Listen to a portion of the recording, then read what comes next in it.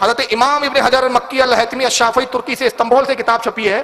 کیا لکھتے ہیں؟ فرماتے قال ابو بکر صدیق رضی اللہ عنہ من انفق درہما علی قراءۃ مولد النبی صلی اللہ علیہ وسلم کان رفیقی فی الجنہ.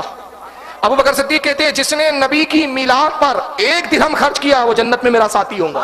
عمر رضی اللہ تعالیٰ عنہ فرماتے ہیں جس نے نبی کے میلاد کی تعظیم کی اس نے گویا اسلام کو زندہ کر دیا. حضرت عثمان غنی رضی اللہ تعالیٰ عنہ کہتے ہیں جس نے نبی کی میلاد پر 1 درہم خرچ کیا وہ غزوہ بدر اور حنین کے شہیدوں کے ساتھ اٹھایا جائے. کائنات علی مرتضیٰ فرماتے ہیں جس نے نبی کی میلاد پر دل کھول کر خرچ کیا، کنجوسی نہیں کی، دل کھول کر خرچ کیا، وہ دنیا سے ہرگز نہ جائے گا مگر اس حال میں کہ اس کا خاتمہ ایمان پر ہوگا اور جنت میں بغیر حساب و کتاب کے داخل کر دیا جائے. خود کیا لکھ رہا ہے عبداللہ ابن محمد ابن عبد الوہاب نجدی، وہ کہتا ہے کہ اس مومن کا کیا کہنا جو موحد ہے، توحید کا ماننے والا ہے. ارے جب ابو لہب جیسے کو کافر کو نبی کی میلاد پر انعام دیا گیا تو مومن موحد کو کتنے انعام اکرام دیے جائیں گے.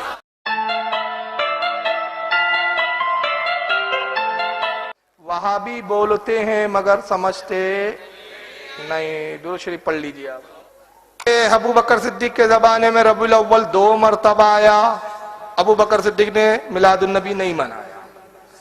حضرت عمر کے زمانے میں 10 مرتبہ ربیع الاول شریف کا مہینہ آیا، انہوں نے نہیں منایا. حضرت عثمان غنی کے زمانے میں 12 مرتبہ آیا، انہوں نے نہیں منایا. حضرت علی کے زمانے میں 5 مرتبہ نہیں منایا. اس کا جواب یہ سن لیجئے. ابو بکر صدیق کے زمانے میں ربیع الاول 2 مرتبہ آیا، انہوں نے دونوں مرتبہ منع نہیں کیا. یہ پہلا جواب ہے نا، سیدھا تو جواب یہی ہے. فاروق اعظم کے زمانے میں 10 مرتبہ ربیع الاول آیا، 10 سال میں ایک بار بھی منع نہیں کیا. حضرت عثمان غنی کے زمانے میں 12 مرتبہ ربیع الاول آیا، انہوں نے 12 سال میں ایک بار بھی منع نہیں کیا. ان جاہلوں کو یہی نہیں پتا. حضرت امام ابن حجر اسقلانی، اس کو اسقلانی بھی پڑھتے ہیں کچھ لوگ، دونوں طرح صحیح ہے. امام ابن حجر اسقلانی یا اسقلانی رضی اللہ تعالیٰ عنہ جن کو غیر مقلد بھی مانتے ہیں، میں خدا کی قسم چیلنج سے کہہ رہا ہوں یہ کتابیں پڑھتے ہی نہیں یہ لوگ. ان کا ملا جو پڑھا دیتا ہے وہی اسلام ہے ان کے لیے. خود ساتھی کوئی مطالعہ نہیں، 0 سناٹا. وہ غیر مقلد بول کے بخاری میں بخاری لا تو لاتا اردو والی.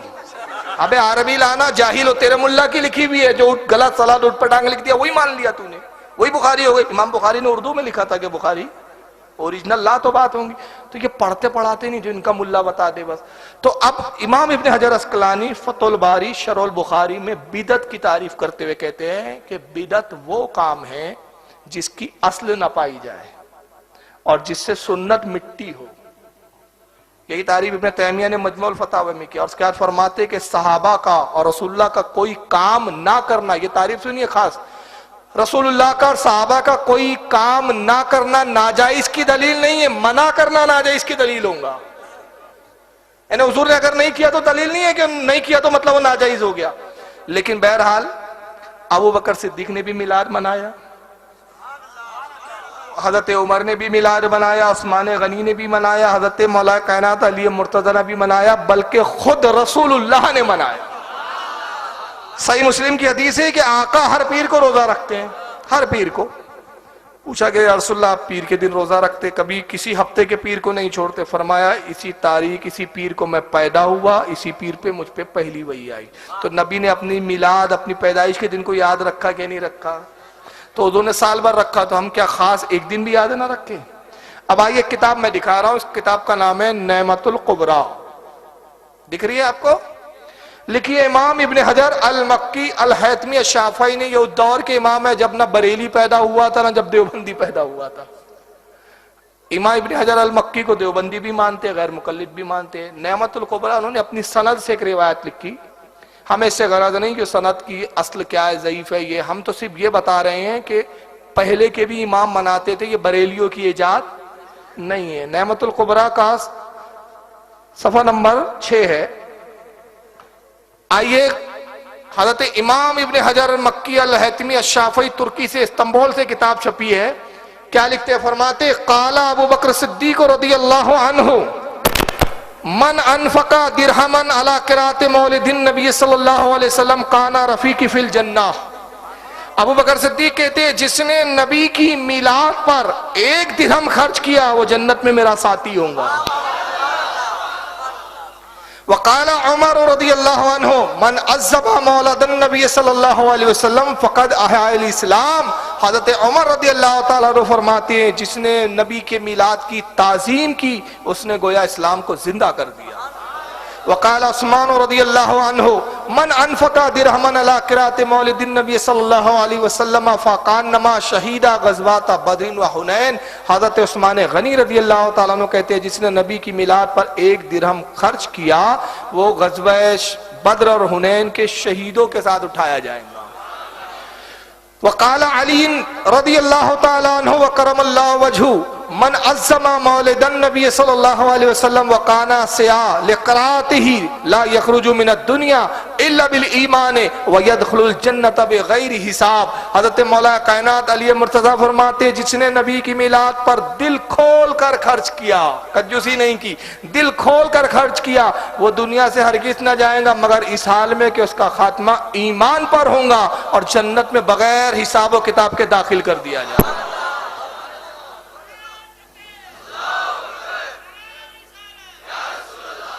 تو غیر مقلدوں کو چاہیے سنیوں کو بخشو، ہم بریلیوں کو چھوڑو، ہمت ہو تو ان علماء پہ فتوے لگاؤ.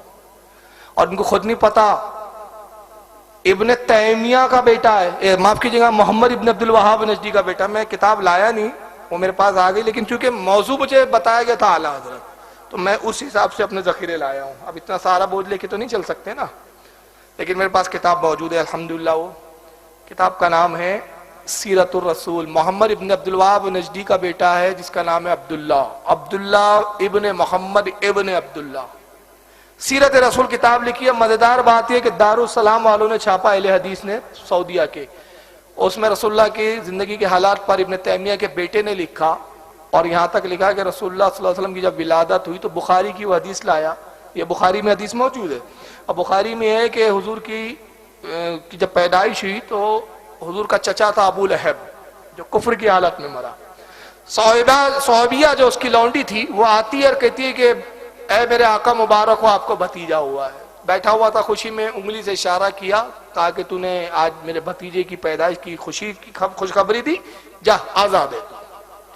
انگلی سے اشارہ کیا، مر گیا. بعد میں حضرت عباس نے جو حضور کے دوسرے چچا ہے وہ ایمان لائے. حضرت عباس نے خواب میں دیکھا، کہا کہ ابو لہب تیرے ساتھ کیا معاملہ ہوا؟ تو کہا کہ خیر میں نہیں ہوں، عذاب میں ہوں، ایمان نہ لانے کی وجہ سے سخت عذاب میں ہوں، لیکن پیر کے دن جہنم سے نکال دیا جاتا ہے. سرکار پیر کے دن پیدا ہوئے اور یہ انگلی منہ میں پکڑا دی جاتی ہے، اس سے پانی نکلتا ہے، اس کو چوستا ہوں، ہفتے بھر کی پیاس بجھا لیتا ہوں. اور یہ اس لیے میرے ساتھ کیا گیا کہ کہا گیا کہ تو نے محمد صلی اللہ علیہ وسلم کی پیدائش پر لونڈی کو آزاد کیا تھا، یہ اس کا صلہ.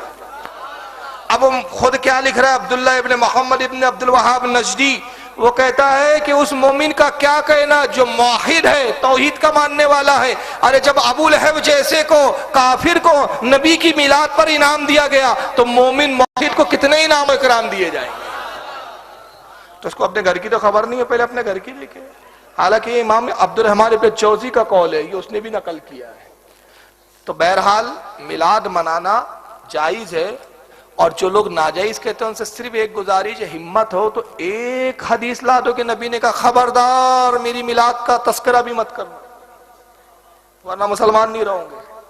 بلکہ ہمیں تو روایتوں میں یہ ملتا ہے، کتاب الشفا میں امام قاضی عیاض لکھتے ہیں، اور امام قاضی عیاض ہوئے جن کے بارے میں ابن تیمیہ کہتا ہے کہ اپنے وقت کے وہ عالم تھے، وہ امام تھے جن کی پیروی اور اتباع ہم پر ضروری ہے.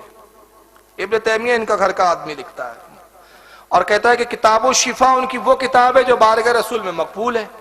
تو کتاب الشفا میں لکھتے ہیں کہ حضرت عبد الرحمن ابن عوف، یہ رسول اللہ کے صحابین کی والدہ کا نام تھا شفا. کیا نام تھا؟ شفا. یہ وہ تھی کہ رسول اللہ کی جب پیدائش ہوئی تو حضرت آمنہ کے پاس تھی، دائی کے فرائض انجام دے رہی تھی. بعد میں ایمان لائی.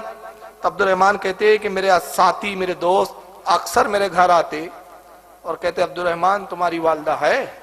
تو میں کہتا ہاں امی گھر پر ہے. تو کہتے کہ ہم تمہاری امی سے رسول اللہ کی ولادت کے تذکرے سننے آئے ہیں. تو عبد الرحمن جاتے، کہتے امی جان میرے کچھ دوست آئے اور وہ جاننا چاہتے کہ حضور کی میلاد کے وقت کیا معاملات تھے. تو عبد الرحمن کہتے کہ میں فرش بچھا دیتا یعنی سترنجی وغیرہ، اس پر میرے دوست احباب بیٹھ جاتے اور پھر ایک تخت لاتے، اس تخت پر میری والدہ شفا بیٹھتی اور وہ رسول اللہ کی میلاد کا ذکر کرتی ہے. حضور پیدا ہوئے تو یہ تھا، وہ ہوا، میں نے یہ دیکھا، میں نے وہ دیکھا، میں نے یہ دیکھا. تو اسی کو تو میلاد کہتے ہیں کہ نبی کی پیدائش کا تذکرہ کرنا، اس پر خوشی کا اظہار کرنا. اب یہ عجیب قوم ہے، بیٹا پیدا ہوتا ہے تو خوشی مناتے ہیں، اور رسول پیدا ہوا تو چہرے مرجھا جاتے ہیں ان کے.